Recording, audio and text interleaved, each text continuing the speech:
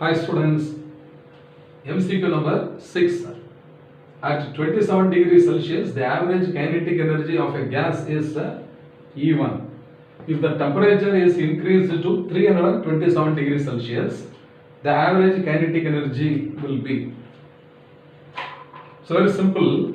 We have already studied that the kinetic energy's average value is directly proportional to the absolute temperature. Here temperature is given in Celsius. So T1 is equal to 27 degrees Celsius. Corresponding absolute temperature must be equal to 27 plus 273 in Kelvin. So this is 300 K. Similarly, T2 is 327 degrees Celsius.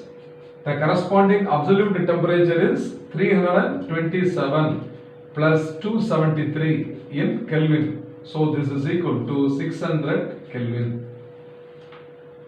So E1 is proportional to T1 and E2 is proportional to T2. So we take the ratio E2 by E1. E2 by E1 must be equal to what? T2 by T1. So we have to substitute T2, 600 by 300.